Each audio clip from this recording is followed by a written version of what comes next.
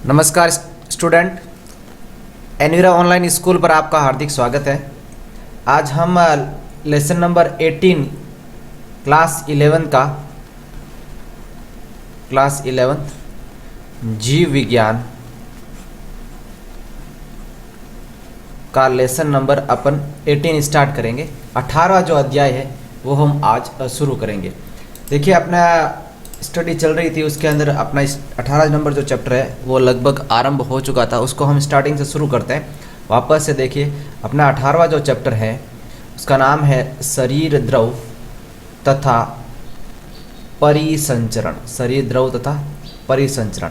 शरीर द्रव तथा परिसंचरण, इस चैप्टर के नाम का क्या मतलब है वो आप समझिए। शरीर द्रव का मतलब होता है अपने शरीर के अंदर क्या क्या द्रव है जो क्या बहते रहते हैं, और उनके बहने का यानी कि उनके परिसंचरण का क्या प्रकार का सिस्टम यानी कि तंत्र है। सीधा सीधा अपने को ये बोल रहा है कि ह्यूमन फिजियोलॉजी की हम बात कर रहे थे, तो अपने शरीर के अंदर किस प्रकार के रक्त पाए जाते हैं, यानी कि द्रव पाए जाते हैं जिसमें रक्त और लसिका आता है, और उनके परिवहन का क्या सिस्टम है अपनी बॉडी के अंदर, उसके बारे में अपने को पढ़ना है। तो स्टार्ट करते हैं हम लेसन नंबर 18। सबसे पहले इस समरी देख लेते हैं कि इस चैप्टर में हम लोग क्या पढ़ने वाले हैं। तो हम इस चैप्टर के अंदर सबसे पहले रुधिर के बारे में पढ़ेंगे। रुधिर मतलब होता है ब्लड, ठीक है। फिर हम पढ़ेंगे लसिका यानी उत्तक द्रव्य यानी कि लिम्फ के बारे में, क्लियर। उसके बाद में हम पढ़ेंगे परिसंचरण पथ यानी कि सर्कुलेटरी पाथ,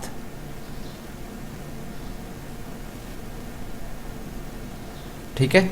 फिर हम पढ़ेंगे द्विपरिसंचरण जिसे आप लोग बोलते हो डबल सर्कुलेशन। फिर हम पढ़ेंगे हृदय क्रिया का नियंत्रण यानी कि जो कार्डियक साइकिल वाला जो पोर्शन होता है, हार्ट से रेगुलेशन वाला वो। एंड फिर परिसंचरण से संबंधित रोग यानी कि डिसऑर्डर्स, ठीक है। ये सब चीज़ें हैं जो हम इस चैप्टर में पढ़ने वाले हैं। तो इसका परिचय देखते हैं। इंट्रोडक्शन यहाँ से शुरू होता है इस चैप्टर का परिचय। देखिए, इसमें ये क्या कह रहा है कि अब तक आप ये सीख चुके हैं कि जीवित कोशिकाओं को ऑक्सीजन, पोषण, अन्य आवश्यक पदार्थ उपलब्ध होने चाहिए। हमने ये अभी तक पढ़ लिया है कि कोई भी प्रकार की जो जीवित कोशिका है, उस जीवित कोशिका को ऑक्सीजन, पोषण या अन्य आवश्यक पदार्थ उपलब्ध होने चाहिए, क्लियर। फिर आगे ये कह रहा है उत्तकों के सुचारू कार्य हेतु अपशिष्ट या हानिकारक पदार्थ जैसे कार्बन डाइऑक्साइड यानी कि CO2 का लगातार निष्कासन आवश्यक है। यानी कि जैसे किसी भी एक जीवित कोशिका को उसको ऑक्सीजन प्लस उसके जो भी न्यूट्रिएंट्स है यानी कि उसके जो पोषक पदार्थ है वो उसको जैसे देने जरूरी है, उसी के साथ साथ उसके अंदर से जो अनावश्यक पदार्थ हैं, अनावश्यक पदार्थ जैसे CO2 या जो भी है, उनका बाह्य निष्कासन भी बहुत जरूरी है। अतः इन पदार्थों के कोशिकाओं तक से चलन हेतु एक प्रभावी क्रियाविधि का होना आवश्यकता। यानी कि अब इन सब पदार्थों का कोशिकाओं तक जाना या चलन होने का एक प्रभावी क्रियाविधि होना बहुत आवश्यकता, यानी कि बहुत एक प्रभावी क्रियाविधि होनी चाहिए थी। विभिन्न प्राणियों में इस प्रकार हेतु अभिगमन के विभिन्न तरीके विकसित किए हुए हैं। सरल प्राणी जैसे स्पंज, सिलेंट्रेट बाहर से अपने शरीर में पानी का संचरण शारीरिक गुहाओं में करते हैं। ये हमने पढ़ा था, स्पंज और सिलेंट्रेट ये बाहर से अपने शरीर में पानी का शारीरिक संचरण है जो शारीरिक गुहाओं में करते हैं, जिससे कोशिकाओं के द्वारा इन पदार्थों का आदान प्रदान सरलता से हो सकता है। यानी कि कोशिकाओं द्वारा इन पदार्थों का आदान प्रदान सरलता से हो सके। आगे हम बात करते हैं जटिल प्राणी इन पदार्थों के परिवहन के लिए एक विशेष तरल का उपयोग करते हैं। यानी कि कुछ विशेष कॉम्प्लेक्स प्रकार के जो प्राणी हैं, जटिल प्राणी, इस प्रकार के परिवहन के लिए विशेष तरल का उपयोग करते हैं। मनुष्य सहित उच्च प्राणियों में रक्त इस उद्देश्य में काम आने वाला सर्वाधिक सामान्य तरल है। मनुष्य के साथ साथ अनेक प्रकार के उच्च प्राणियों में रक्त इस उद्देश्य में यानी कि इनके परिसंचरण में या परिवहन में काम आने वाला सामान्य तरल है। एक अन्य शरीर द्रव यानी कि रक्त के साथ एक और अन्य शरीर का द्रव लसिका भी कुछ विशिष्ट तत्वों के परिवहन में सहायता करता है। तो अपने पास में दो टॉपिक आ गया है, एक तो आ गया है रक्त और एक अपने पास में आ गया है लसिका। दो प्रकार के टॉपिक अपने पास में आ गए हैं। इस अध्याय में आप यानी हम लोग रुधिर एवं लसिका यानी कि जिसे हम उत्तक द्रव्य के संगठन यानी वो किन चीज़ों से मिलकर बनता है उनके गुणों के बारे में पढ़ेंगे। इसमें रुधिर के परिसंचरण को भी समझाया गया है, यानी कि इसमें हम रुधिर के परिसंचरण को भी पढ़ेंगे। तो चलिए शुरू करते हैं। सबसे पहले रुधिर के बारे में देखिए। रुधिर सबसे पहला टॉपिक है अपना इस चैप्टर का, वो है रुधिर यानी कि ब्लड के बारे में अपने को पढ़ना है। क्लियर? तो सबसे पहले शुरू करते हैं रक्त। रक्त एक विशेष प्रकार का उत्तक है, बहुत इंपॉर्टेंट है, अनेक बार क्वेश्चन पूछा जाता है। रक्त एक प्रकार है, क्वेश्चन पूछेगा। ऑप्शन नंबर ए कोशिका, बी उत्तक, थर्ड नंबर पूछेगा वो अपने से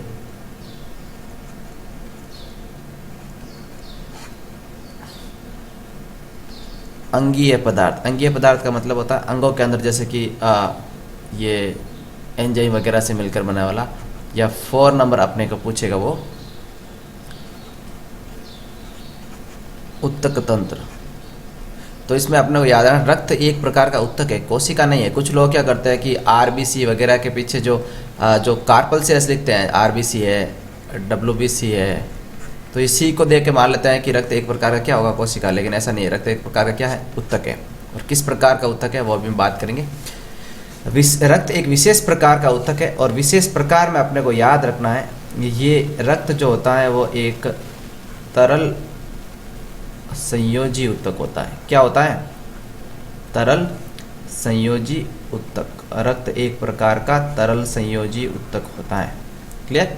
जिसमें द्रव्य आधात्री यानी कि द्रव्य आधात्री में मैट्रिक्स, जिसमें अनेक प्रकार की चीज़ें घुली हुई रहती है, मैट्रिक्स, प्लाज्मा तथा अन्य संगठित संरचनाएं पाई जाती है। इन्हें हम बोलते हैं फॉर्म्ड पार्टिकल। क्या बोलते हैं? Formed particles. फॉर्म्ड पार्टिकल्स का मतलब क्या है? संगठित संरचनाओं का मतलब है इनके अंदर हम पढ़ते हैं ब्लड के अंदर पाए जाने वाली कार्पल सेल्स, जिसे आप लोग आरबीसी यानी कि इरिथ्रोसाइट, जिसे आप लोग डब्ल्यूबीसी यानी कि ल्यूकोसाइट, जिसे आप लोग प्लेटिलेट्स यानी बिंबाणु बोलते हो, थ्रोम्बोसाइट, वो आती है। वो सब किस में आती है भाई? अन्य विशेष संगठित संरचनाओं में आती है। क्लियर? यहाँ तक सबका सब क्लियर हो गया? अब कुछ बेसिक सी चीज़ें हैं जो हम पढ़ते हैं। उससे पहले अपने को रक्त के बारे में कुछ चीज़ें भी अपने को पता होनी चाहिए, जैसे कि रक्त का पीएच। रक्त का पीएच होता है 7.4, याद रखना, जिसे हम बोलते हैं रक्त का पीएच हल्का सारीय प्रकृति का होता है, स्लाइटली एल्कलाइन होता है। क्लियर? अगला पोर्शन, रक्त की उत्पत्ति की बात करें। रक्त की उत्पत्ति होती है मेसोडर्म से। किससे? मेसोडर्म, मध्य जनु, मेसोडर्म से। ठीक है, उत्पत्ति। तीसरा, रक्त का रंग होता है लाल। कैसा होता है? लाल रंग होता है। क्लियर? और अगला है मानव के अंदर नर में और मादा में रक्त की मात्रा को ध्यान में रखना है। नर में आप 5-6 लीटर मानोगे और मादा में 4 से 5 लीटर। क्लियर? समझ में आ गया सबको? आगे चले। अब सबसे पहले हम बात करेंगे प्लेज्मा यानी कि प्लाज्मा के बारे में। प्लाज्मा के बारे में हम डिस्कस करेंगे कि रक्त के अंदर प्लाज्मा किस प्रकार काम करता है, क्या होता है। तो आपको एक चीज़ पता होनी चाहिए कि अभी हमने पढ़ा है, क्या पढ़ा है कि रक्त जो होता है वो अनेक प्रकार की चीज़ों से मिलकर बना होता है। वो 2 चीज़ें हैं। एक, सबसे पहले हम पढ़ेंगे अभी प्लाज्मा के बारे में, और इसके बाद में हम इसकी क्या पढ़ेंगे? संगठित संरचनाएं पढ़ेंगे। संगठित संरचना। ठीक है, तो सबसे पहले हम क्या पढ़ रहे हैं? प्लाज्मा पढ़ रहे हैं।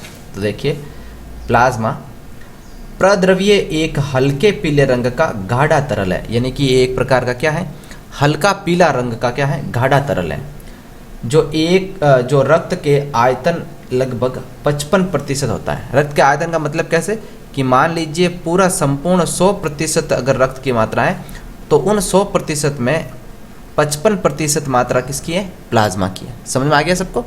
यानी कि संपूर्ण ब्लड की मात्रा में से 55% मात्रा प्लाज्मा की होती है। तो बाकी कितनी बच गई, 45%, 45% तो क्या हो गए, उसके संगठित पदार्थ होंगे। तो ये कहना चाह रहा है कि रक्त के आयतन का लगभग 55% क्या होता है, प्लाज्मा होता है। प्रद्रव्य में यानी इस प्रकार के द्रव्य में 90 से 92% जल तथा 6 से 8% प्रोटीन पदार्थ होते हैं। यानी कि अब इस प्लाज्मा के अंदर भी क्या होता है, इस टोटल प्लाज्मा का 90 से 92% क्या होता है, जल होता है, और 6 से 8% क्या होती हैं, प्रोटीन होती हैं। क्लियर? और प्लाज्मा के अंदर 3 प्रकार की प्रोटीन पाई जाती है। 3 प्रकार की कौन कौन सी अपने को याद रखनी है। एक होती है फाइब्रिनोजन, क्या होती है, फाइब्रिनोजन। एक सेकंड क्या होती है, ग्लोबुलिन। और नंबर 3 क्या होगी, एल्बुमिन। क्या होगी, एल्बुमिन।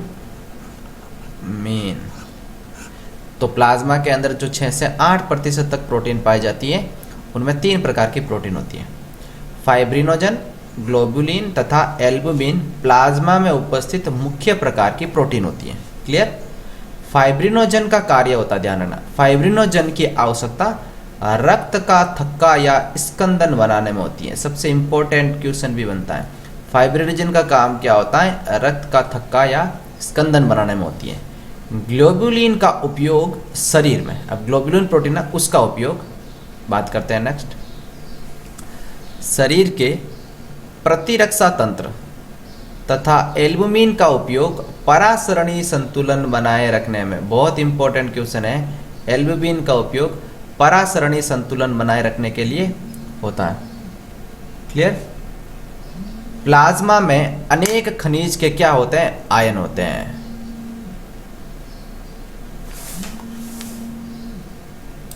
प्लाज्मा के अंदर किस प्रकार की चीजें पाई जाती है।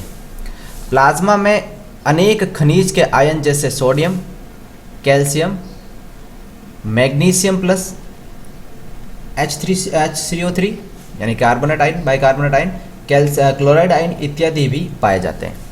शरीर में संक्रमण की अवस्था, यहाँ से क्वेश्चन भी बन रखा है, संक्रमण की अवस्था में, शरीर में संक्रमण की अवस्था में होने के कारण ग्लूकोज, अमीनो अम्ल तथा लिपिड भी प्लाज्मा में पाए जाते हैं। बहुत अच्छा क्वेश्चन है, ग्लूकोज प्लाज्मा में पाया जाता कि नहीं पाया जाता, अमीनो अम्ल होता या नहीं होता, या लिपिड भी। यानी कि हम बोल सकते हैं कि जो कार्बनिक पदार्थ हैं वो भी प्लाज्मा के अंदर पाए जाते हैं।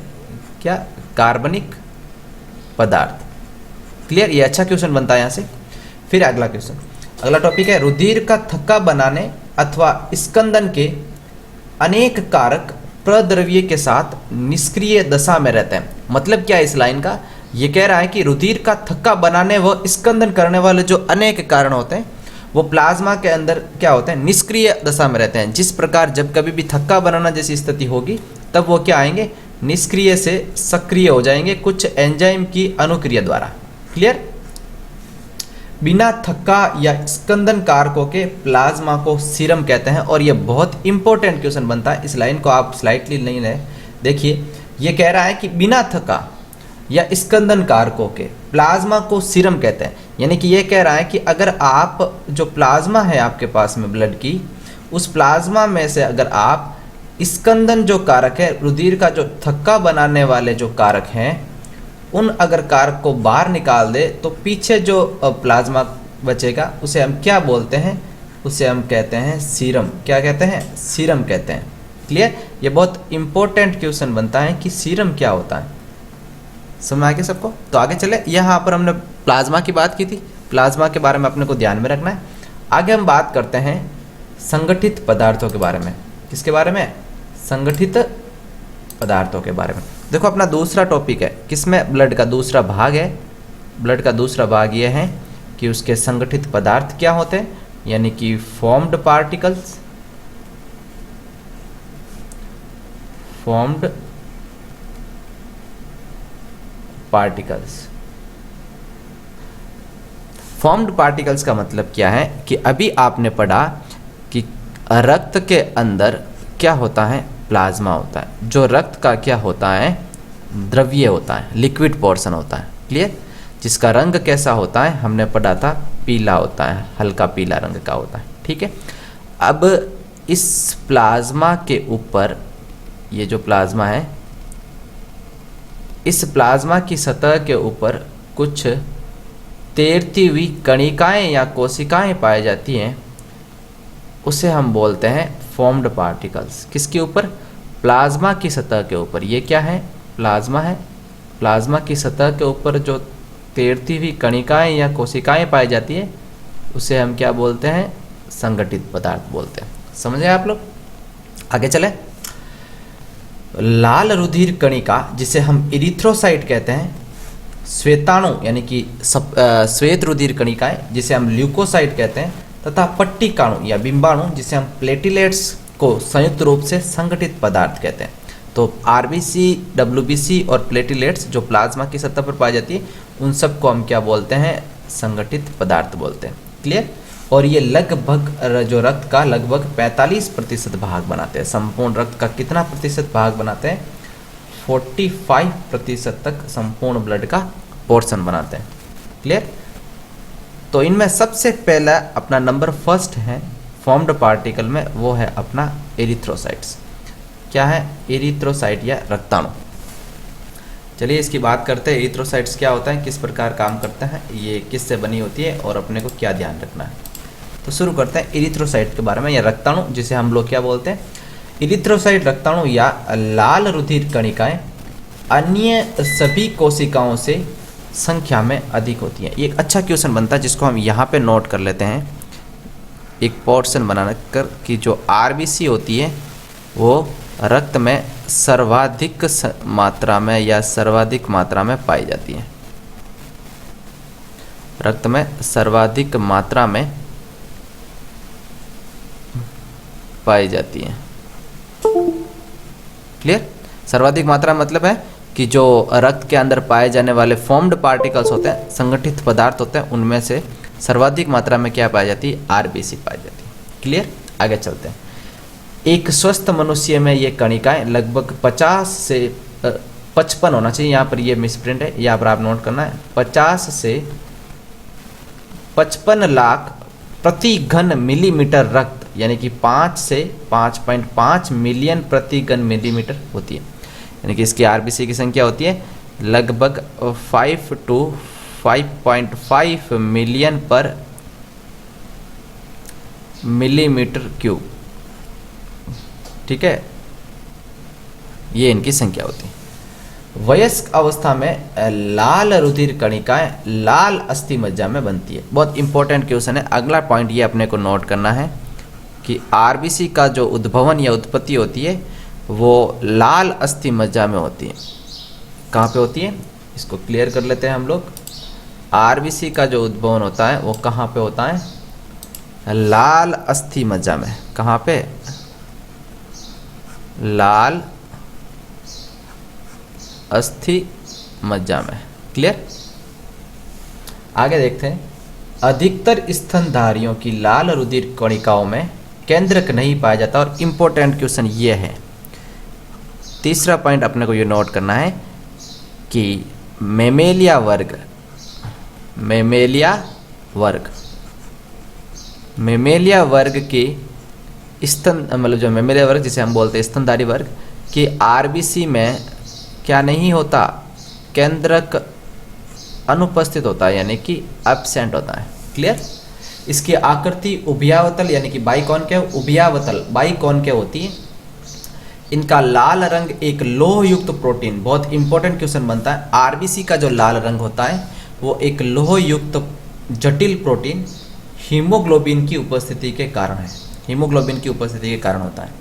एक स्वस्थ मनुष्य में प्रति 100 मिलीलीटर रक्त में लगभग 12 से 16 ग्राम हीमोग्लोबिन पाया जाता है। कितना पाया जाता है? 12 से 16 ग्राम हीमोग्लोबिन एक स्वस्थ मनुष्य में पाया जाता है। यहाँ पे नोट कर देते हैं, 12 से 16 ग्राम हीमोग्लोबिन एक स्वस्थ मनुष्य में पाया जाता है, स्वस्थ मनुष्य में पाया जाता है। क्लियर?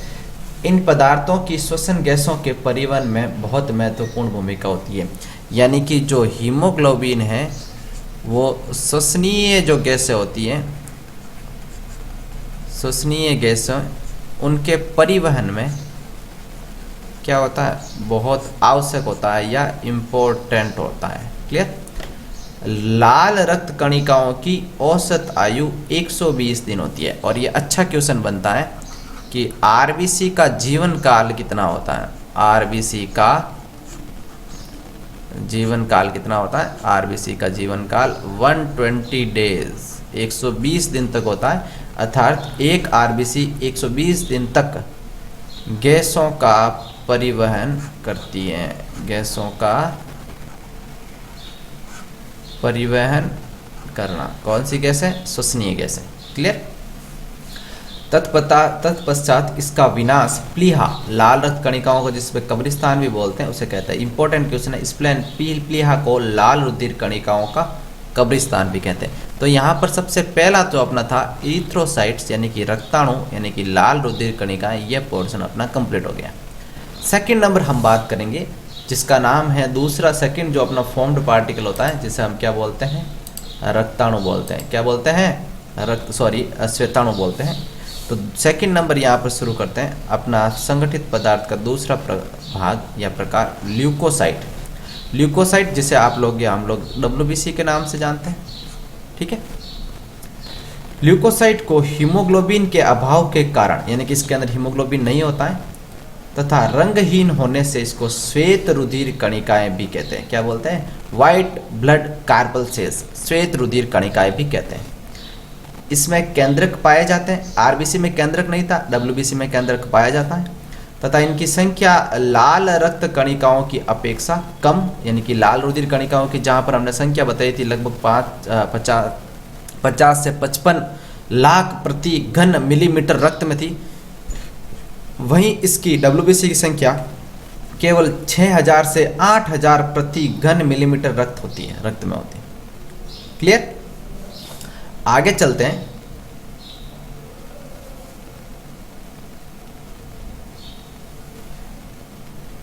सामान्यतः ये कम समय तक जीवित रहती है। सामान्यतः ये कम समय तक, मतलब कि इसका जीवन काल कम होता है। इनको दो मुख्य श्रेणियों में बांटा गया है, यानी कि WBC को हम लोग दो मुख्य श्रेणियों में बांटते हैं। एक अपने पास में वर्ड आएगा जिसे हम बोलेंगे कणिकाणु। क्या बोलेंगे? कणिकाणु। और दूसरा हम बोलेंगे अकणिकाणु या अकण कोशिका। अकणिकाणु भी लिखा हुआ मिलता है और कहीं पर लिखा हुआ मिलेगा अकण कोशिका। समझ में आ गया सबको? कणिकाणु और दूसरी क्या है? अकणिकाणु या अकण कोशिका। WBC दो प्रकार की होती है, कणिकाणु जिसे ग्रेनुलोसाइट कहते हैं और अकण कोशिका जिसे अग्रेनुलोसाइट कहते हैं। अब देखिए, न्यूट्रोफिल, इओसिनोफिल व बेसोफिल कणिकाणुओं के प्रकार हैं। तो कणिकाणु भी आगे है जो 3 प्रकार की होती है। कितने प्रकार की? 3 प्रकार की। नंबर फर्स्ट की मैं बात करूं तो वो होगी इसकी न्यूट्रोफिल। सेकंड नंबर जो होती है वो होती है अपने इओसिनोफिल, इओसिनोफिल। और थर्ड नंबर जो होती है वो होती है अपने बेसोफिल। ये 3 प्रकार की कणिकाणु WBC पाई जाती है।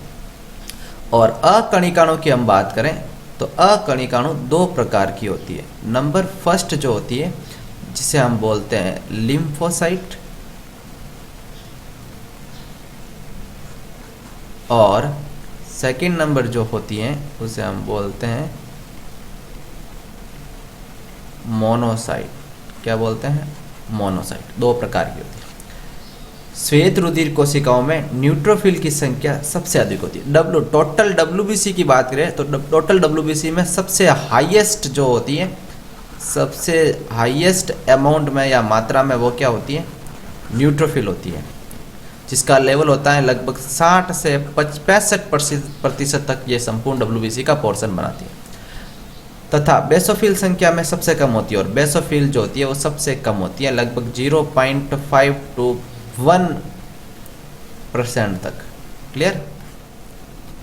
अब यहाँ पे देखो आरबीसी का डायग्राम दे रखा है, प्लेटलेट्स दिखाया गया है, इयोसिनोफिल इस प्रकार की होती है, बेसोफिल इस प्रकार की, न्यूट्रोफिल इस प्रकार की, ये लिम्फोसाइट, ये लिंसाइट नहीं है, ये हम बोल सकते हैं कि लिम्फोसाइट्स के टाइप्स हैं, उसमें बताया गया है कि टी लिम्फोसाइट्स और बी लिम्फोसाइट्स।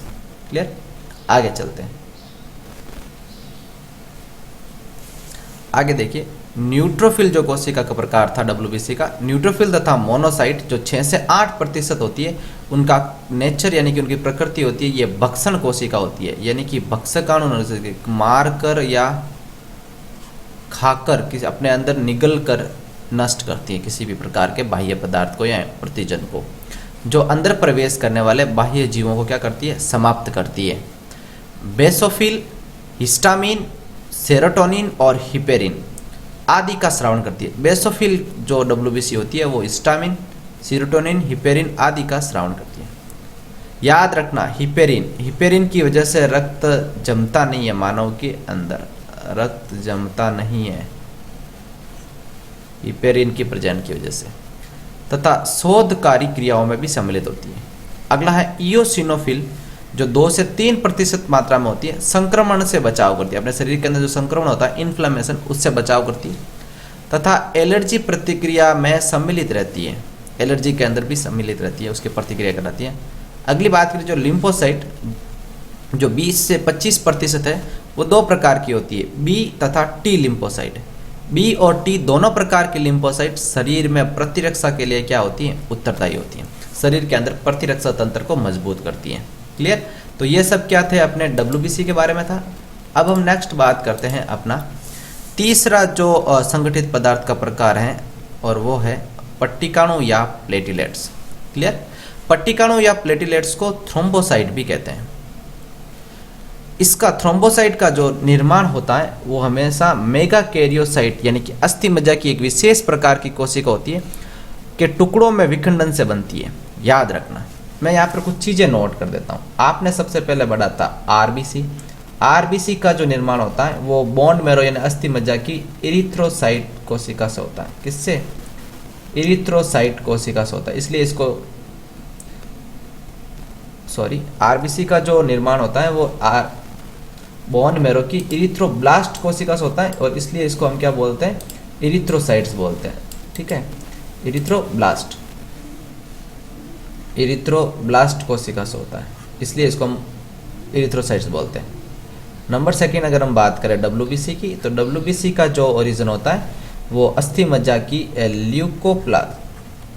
ल्यूकोब्लास्ट कोशिका से होता है, ब्लास्ट कोशिका से।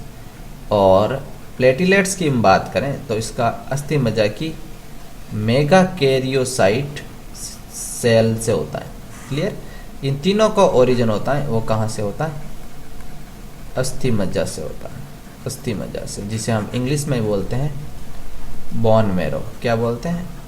Bone marrow. ठीक है। रक्त में प्लेटिलेट्स की संख्या 1.5 से 3 लाख प्रति घन मिलीमीटर होती है।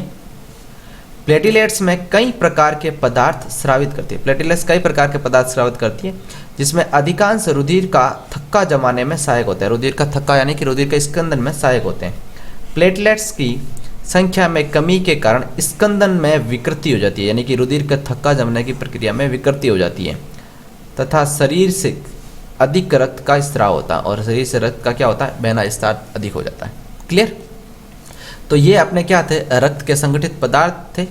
अब अपना जो दूसरा टॉपिक शुरू होता है रक्त के अंदर से ही, अगला जो अपना टॉपिक है वो होता है रक्त समूह क्या होते हैं, क्या ब्लड ग्रुप क्या होते हैं, उसके बारे में अपने को पढ़ना है कि रक्त समूह किस प्रकार काम करते हैं उसके बारे में।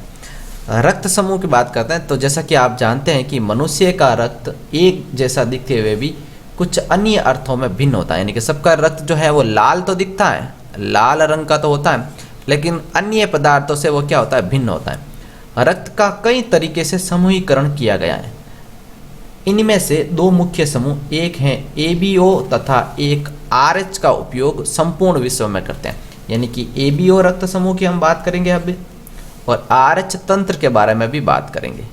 तो सबसे पहले अपना जो टॉपिक रहेगा वो रहेगा ABO समूह के बारे में। किसके बारे में? ABO समूह के बारे में, और अपने को इसको अच्छे से पढ़ना है। देखिए सबसे पहले देखते हैं, ABO समूह मुख्यतः लाल रुधिर कणिकाओं की सतह पर दो प्रतिजन, जिसे हम एंटीजन इंग्लिश में बोलते हैं, की उपस्थिति या अनुपस्थिति पर निर्भर करता है। सबसे पहली बात इसने ये बताई है कि RBC की सतह पर, यह RBC है तो इसकी सतह पर, सरफेस पर दो प्रकार के एंटीजन की उपस्थिति या अनुपस्थिति पर निर्भर करती है। और दो प्रकार के एंटीजन कौन है? A एंटीजन और B एंटीजन।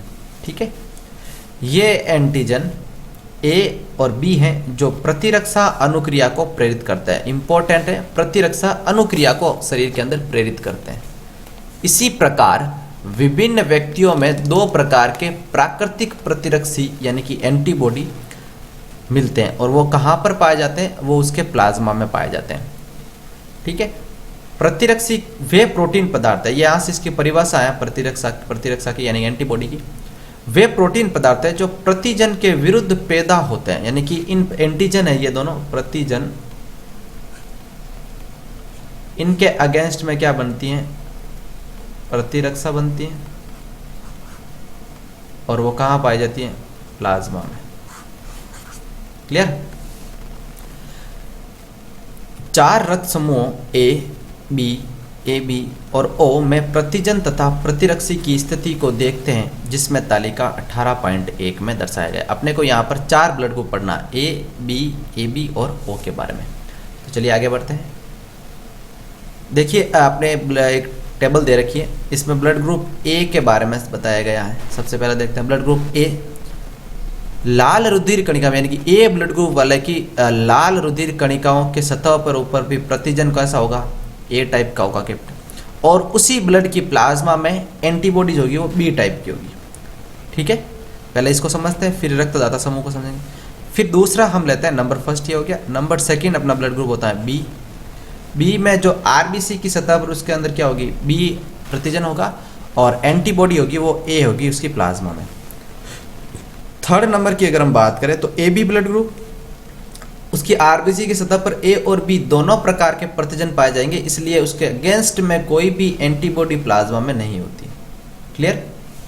और नंबर 4 की अगर हम बात करें तो O ब्लड ग्रुप होगा, जिसकी RBC की सतह पर A एंड B दोनों क्या होते हैं? एब्सेंट होते ही नहीं है, तो उसके अगेंस्ट में एंटीबॉडीज दोनों प्रकार की होती है प्लाज्मा के अंदर। अब देखिए जो A ब्लड ग्रुप है उसका रक्तदाता ग्रुप कौन कौन सा? रक्तदाता समूह का वाला कि ये A वाला और O वाले से क्या कर सकता है?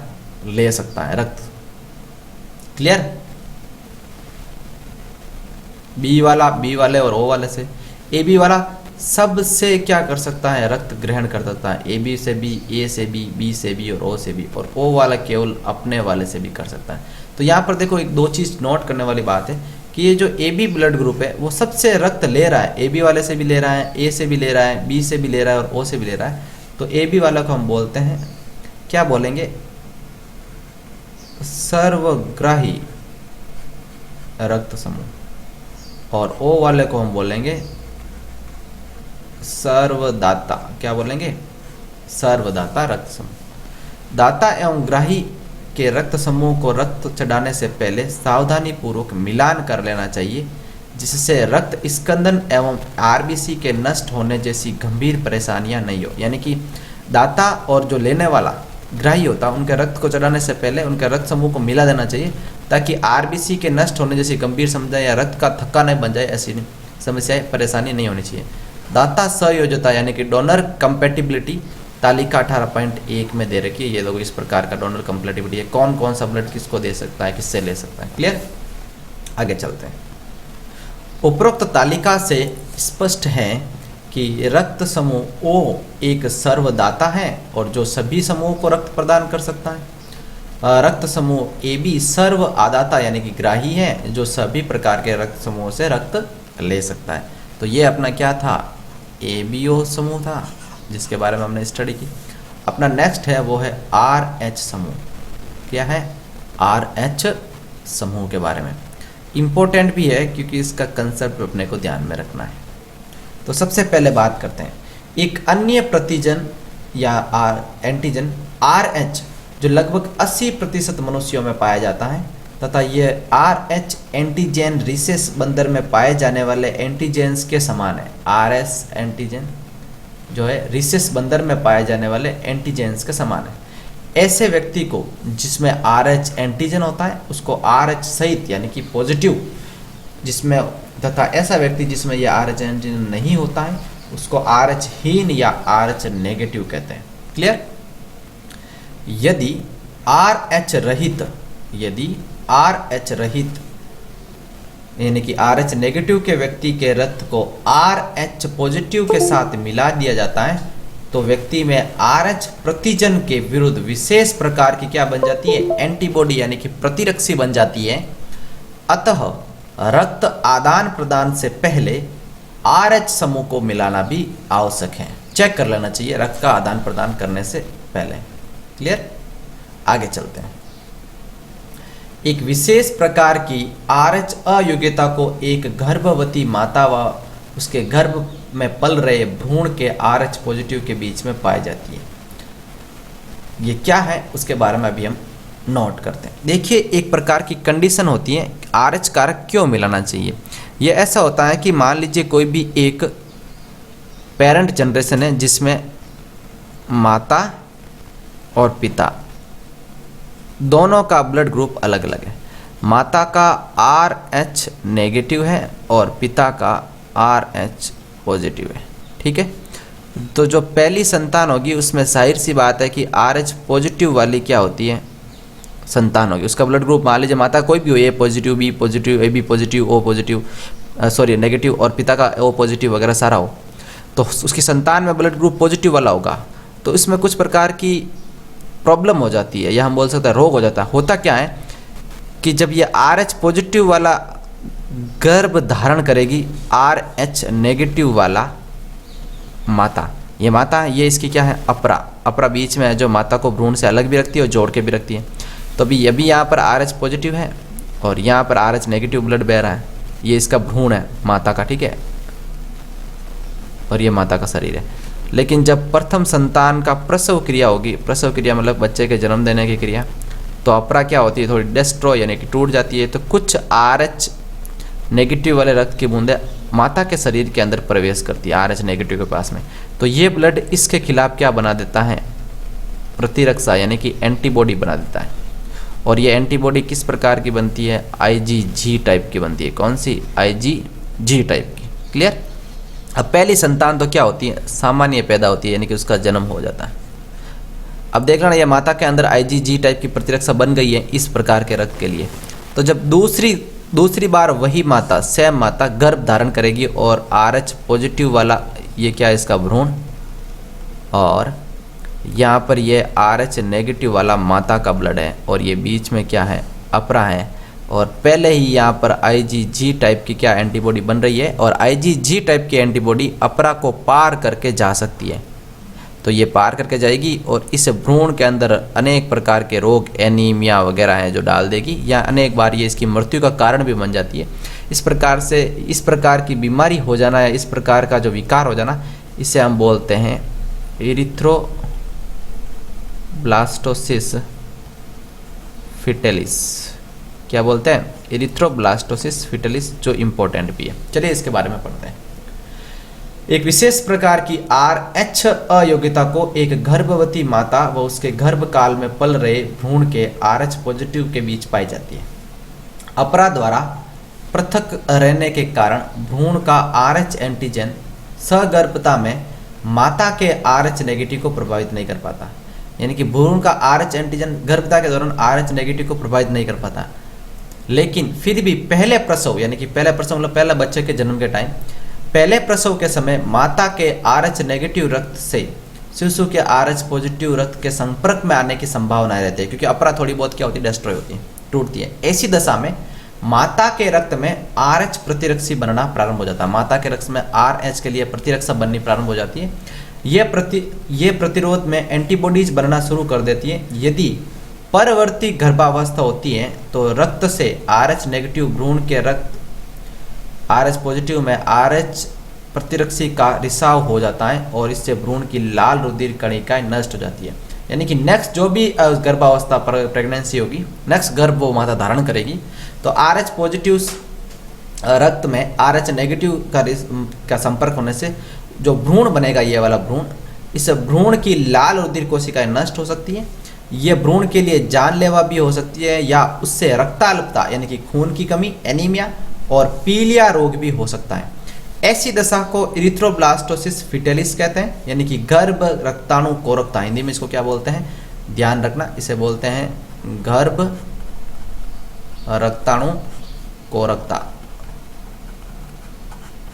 ठीक है। इस स्थिति से बचने के लिए माता को प्रसव के तुरंत बाद RH प्रतिरक्षी का प्रयोग करना चाहिए।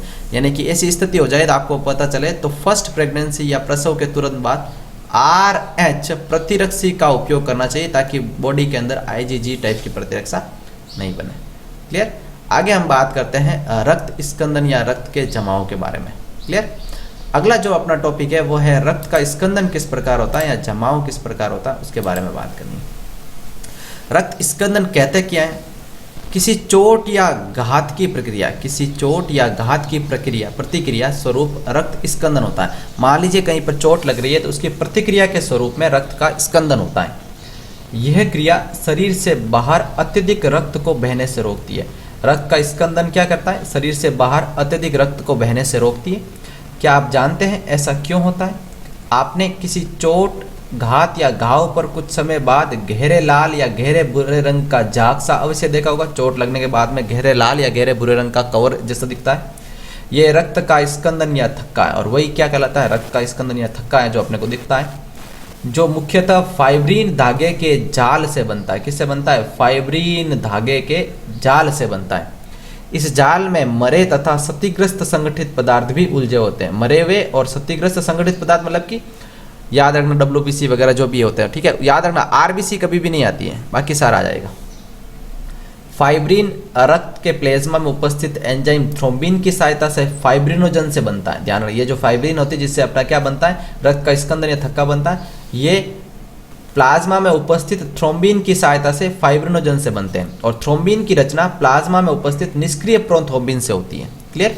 इसके लिए थ्रोम्बोकाइनेज एंजाइम समूह की आवश्यकता होती है। इनके लिए थ्रोम्बोकाइनेज एंजाइम की अपने को आवश्यकता होती है। यह एंजाइम समूह रक्त प्लाज्मा में उपस्थित अनेक निष्क्रिय कारकों की सहायता से एक के बाद एक अनेक एंजाइमी प्रतिक्रिया की श्रृंखला से बनता है। अनेक प्रकार के एंजाइमों की प्रतिक्रिया की श्रृंखला से बनता है। एक चोट या घात रक्त में उपस्थित प्लेटलेट्स को यानी कि रक्ताणुओं को या बिंबाणुओं को विशेष कारकों को मुक्त के लिए प्रेरित करती है, जिससे स्कंदन की प्रक्रिया शुरू हो जाती है और स्कंदन या रक्त का थक्का बनने की प्रक्रिया शुरू हो जाती है। ठीक है। क्षतिग्रस्त ऊतकों द्वारा भी चोट की जगह पर कुछ अन्य कारक मुक्त होते हैं जो स्कंदन को प्रारंभ कर सकते हैं।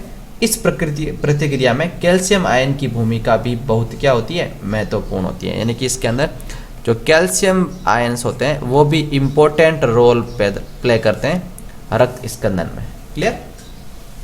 आगे अपना जो टॉपिक है वो है लसिका। देखो हमने पहला पढ़ लिया है लिम्फ क्या होता है। सेकंड नंबर अपना जो टॉपिक है वो है लसिका क्या होती है।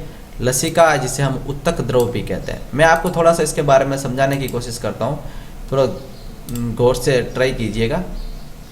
मान लीजिए कि ये कोई एक ब्लड की नलिकाएं बह रही है, ठीक है, ब्लड की नलिका बह रही है, इसके अंदर इस प्रकार का जो ब्लड बह रहा है। अब हमने ये पढ़ा था कि अपने अंदर मानव के अंदर क्या पाया जाता है, बंद प्रकार का परिसंचरण तंत्र पाया जाता है।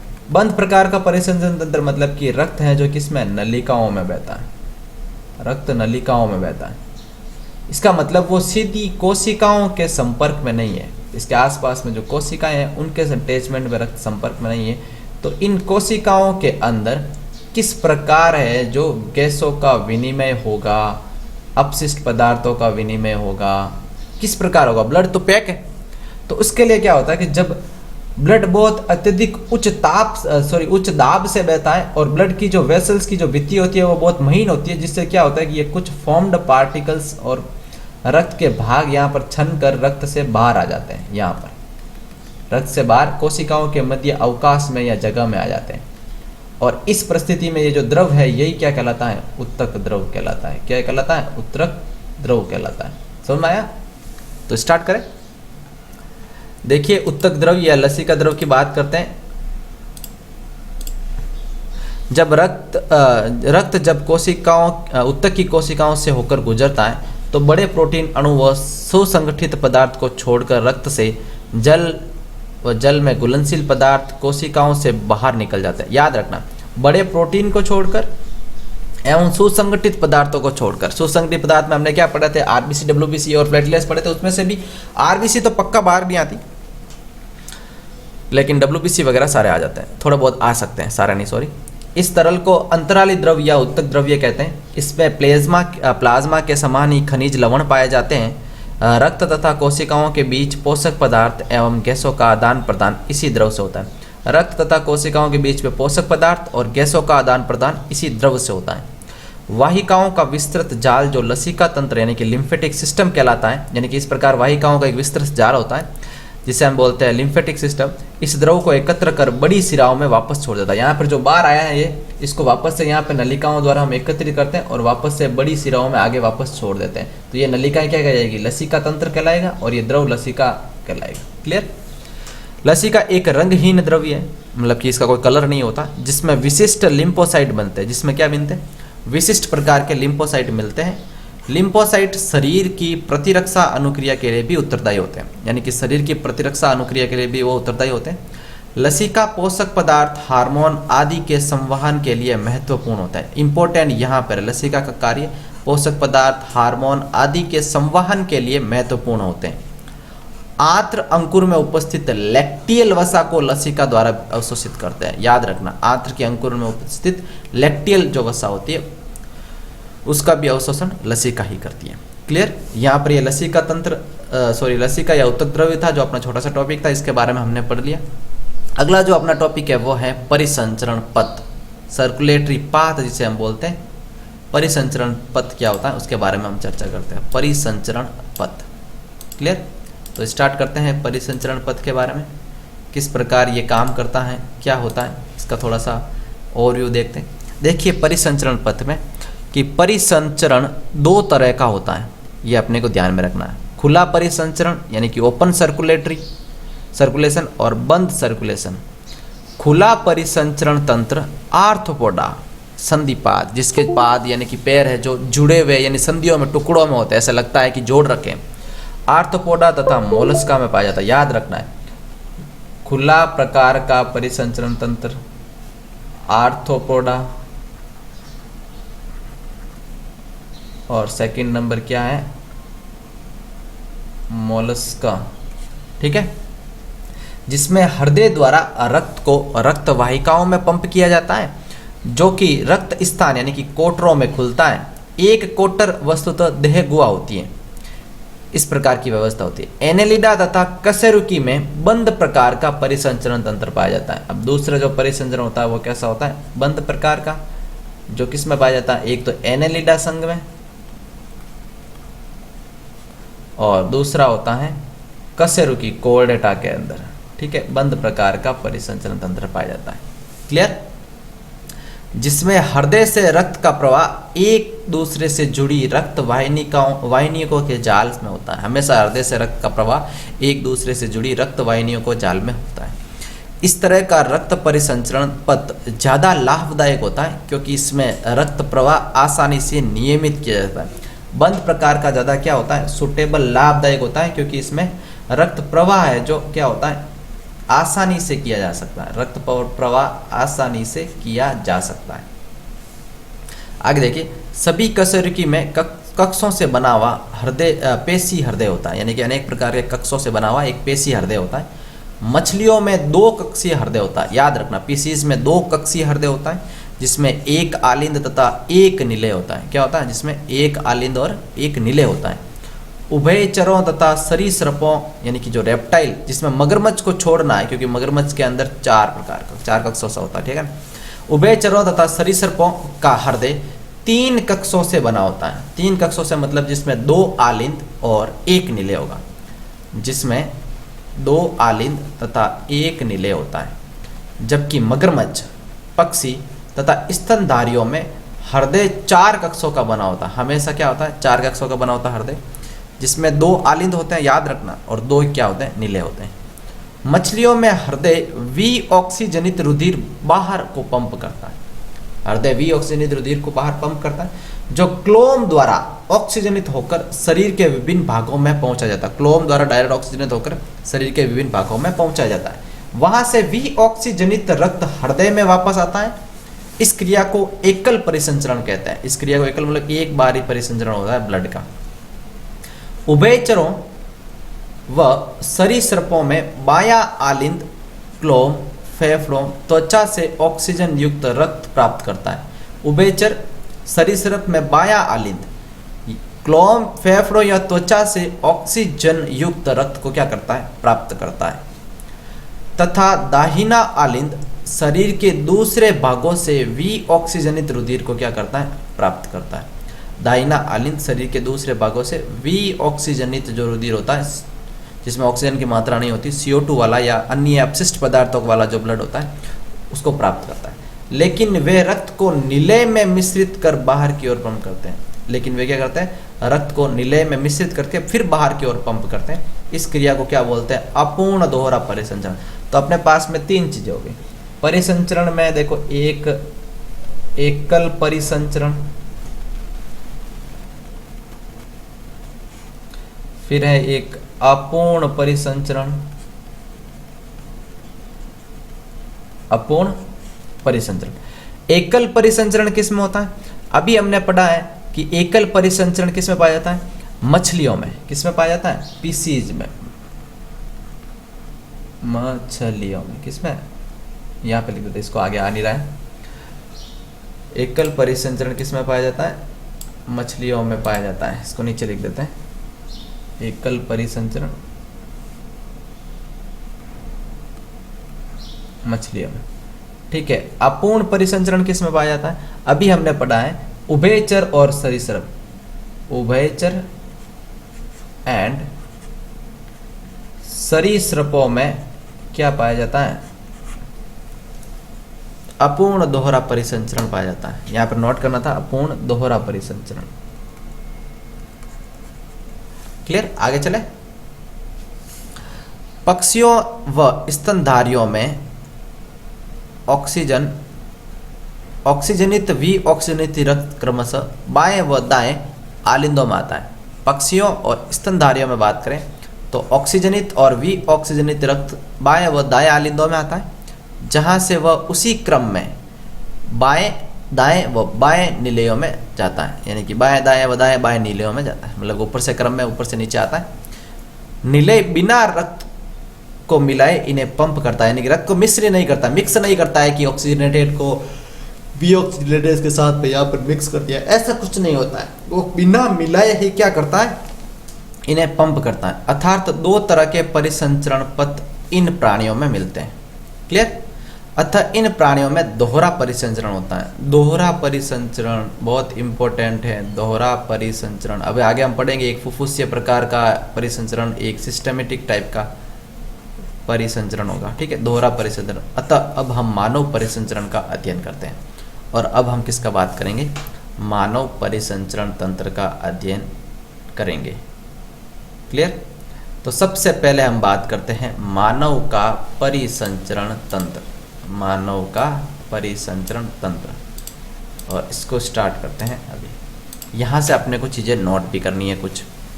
देखिए, मानव परिसंचरण तंत्र, जिसे रक्तवाहिनी तंत्र भी कहते हैं, जिसमें कक्षों से बना पेशी हृदय, साखित बंद रक्त वाहिनिकाओं का एक जाल, रक्त एवं तरल समाहित होता है। अब मानव परिसंचरण तंत्र में क्या क्या होता है? नंबर फर्स्ट चीज क्या होता है? हृदय, ठीक है। और दूसरा क्या होता है, हम बात करें रक्त वाहिकाएं, जिसे रक्त वाहिनियां बोलते हैं, रक्त वाहिनियां। और तीसरा क्या होता है, रक्त यानी कि ब्लड। ये तीन चीजें मिलकर क्या बनाता है, मानव का परिसंचरण तंत्र या रक्त वाहिनी तंत्र, रक्त वाहिनी तंत्र बनाता है। क्लियर। रक्त इनमें बहने वाला एक तरल है जिसके बारे में हम पढ़ चुके हैं। ब्लड है जो इसके अंदर क्या होता है, बहता रहता है, जिसके बारे में हम अध्ययन कर चुके हैं। क्लियर। आगे चलते हैं। सबसे पहले हम नंबर फर्स्ट बात करेंगे हृदय की। नंबर फर्स्ट टॉपिक क्या है, हृदय। मानव हृदय की उत्पत्ति मध्यजन स्तर यानी कि मेसोडर्म से होती है। ये दोनों फेफड़ों के मध्य वक्ष गुहा में स्थित होता है। कहाँ पर, दोनों फेफड़ों के मध्य में वक्ष गुहा के अंदर स्थित होता है। ये थोड़ा सा बाई तरफ झुका रहता है, थोड़ा सा बाई तरफ झुका। यह बंद मुट्ठी के आकार का होता है, अपनी बंद मुट्ठी के आकार का होता है। यह एक दोहरी भित्ति के झिल्ली में थैली यानी कि हृदय के चारों तरफ दोहरी भित्ति की एक झिल्ली में थैली, जिसे हम हृदयावरणी द्वारा सुरक्षित रहता है, जिसमें हृदयावरणी द्रव पाया जाता है।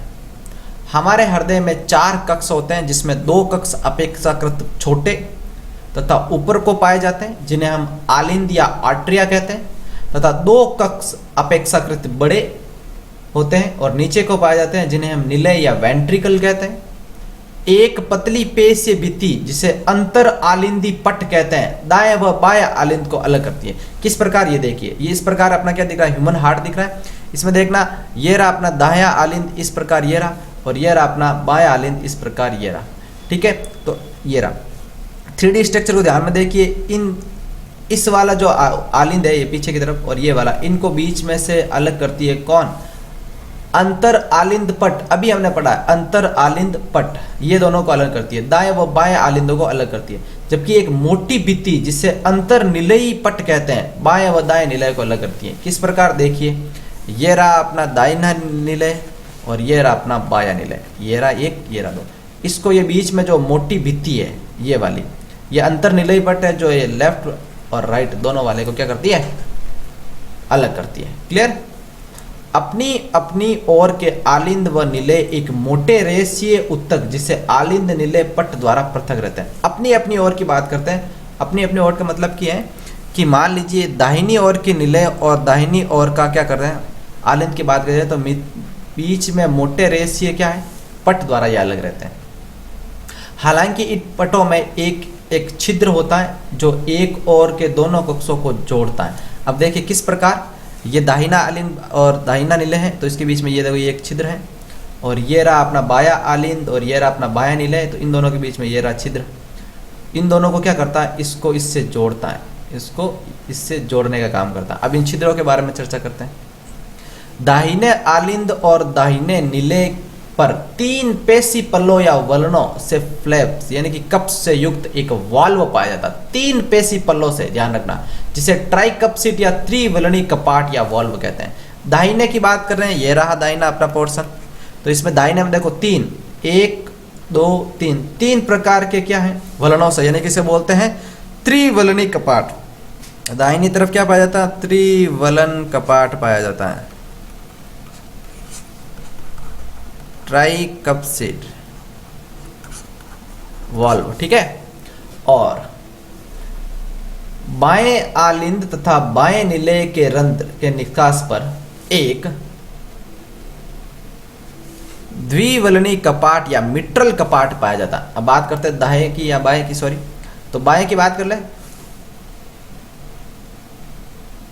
तो देखिए ये रहा अपना बायां आलिंद और ये रहा अपना बायां निलय। उनके बीच में देखो ये दोनों 2 प्रकार का ये क्या है, द्विवलनी, या हम इसे क्या बोलते हैं, मिट्रल कपाट पाया जाता है। क्लियर। आगे चले। दाएं तथा बाएं निलयों से निकलने वाली क्रमशः फुफ्फुसीय धमनी तथा महाधमनी का निकास द्वार अर्ध कपाटिकर यानी कि सेमिल्यूनर वाल्व से युक्त होता है। अब फुफ्फुसीय धमनी और महाधमनी का निकास द्वार जो दाएं और बाएं निलयों से निकलती है। फुफ्फुसीय धमनी और महाधमनी का निकास द्वार की बात करते, देखिए यहाँ से ब्लड आएगा, और यहाँ से भी फुफ्फुस धमनी से होता हुआ बाहर निकलेगा। ये रही फुफ्फुस धमनी, देखो एक इस तरफ जा रही है, एक इस तरफ जा रही है, ठीक है, इसमें। और महाधमनी ये रही, देखो ये आगे ब्लड में जा रही है इसके अंदर। क्लियर? हृदय के कपाट रुधिर को एक ही दिशा में ही जाने देते हैं, अर्थात ये सारे कपाट है जो ब्लड को एक ही दिशा में, अर्थात आलिंद से नीले और नीले से फुफ्फुस धमनी या महाधमनी कपाट वापसी या उल्टे प्रवाह को रोकते हैं, यानी कि ये इसको रिवर्स नहीं आने देते हैं, रिवर्स नहीं आने देते हैं। तो इस प्रकार क्या था अपना, एक विशेष प्रकार का क्या था, एक पोर्शन था जिसका हमने पढ़ा है। आज हमने रक्त के बारे में पढ़ा है, रक्त के पदार्थों के बारे में, उसमें प्लाज्मा पढ़ा था, उसमें उसके संगठित पदार्थ के बारे में पढ़े थे। फिर हमने क्या पढ़ा था, लसिका, रक्त समूह पढ़े, परिसंचरण भी पढ़ा था, ठीक है।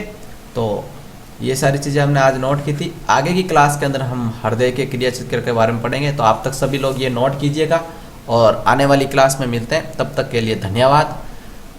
Thank you very much.